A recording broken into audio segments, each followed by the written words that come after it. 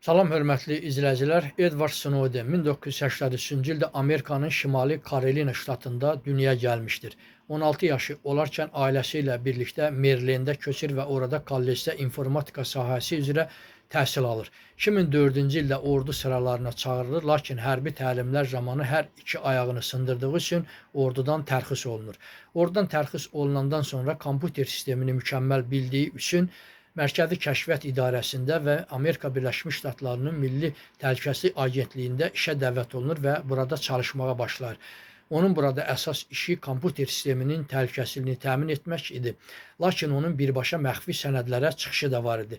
Burada işlədikdən sonra o şahidi olur ki, Mərkəzi Kəşfiyyat İdarəsinin əməkdaşları dünyanın demək olar ki, əksər ölkələrində olan vətəndaşların WhatsApp yazışmalarını, fayllarını, hətta canlı görüntülərini kameralar vasitəsilə izləyə bilirlər.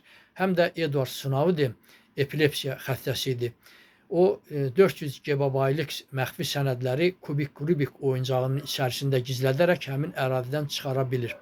Epilepsiya xəstəsi olduğu üçün işlədiyi idarədən icazə alır, xaricə müalicə olunmaq bəhanəsi ilə və Honkonga uçur. Honkonqda o qaldığı oteldə bütün Amerika Birləşmiş Ştatlarının bu sirrini həmin jurnalistlərə ötürür və beləliklə də bütün dünya Amerikanın gizli sirrinin şahidi olur.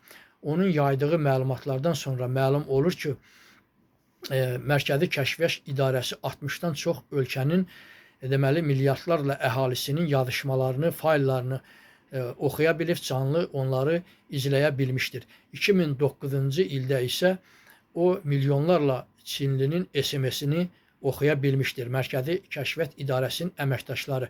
Eyni zamanda 2009-cu ildə Londonda böyük 20-lik sammiti keçirilən zaman orada çıxış eləyən, iştirak eləyən xarici siyasətçilərin deməli telefon danışıqlarını, yazışmalarını Mərkəzi Kəşfiyyat İdarəsi dinləyə bilmişdir. Onun bu fəaliyyətindən, bu hərəkətindən sonra Rusiya onu deməli dəvət eləyir. 2013-cü ildə o Şeremetyevo aeroportunda tranzit ərazidə qalır. Bir müddətdən sonra Rusiyada vaxtı uzadılmaqla bir neçə il onun deməli Rusiyada qalması təmin olunur. 2022-ci ildə isə Vladimir Putin ona vətəndaşlıq verir və hazırda onun yaşadığı yer deməli təhlükəsizlik səbəbindən bilinmir. Kanalıma abunə olmağı unutmayın. Hər birinizə təşəkkür edirəm.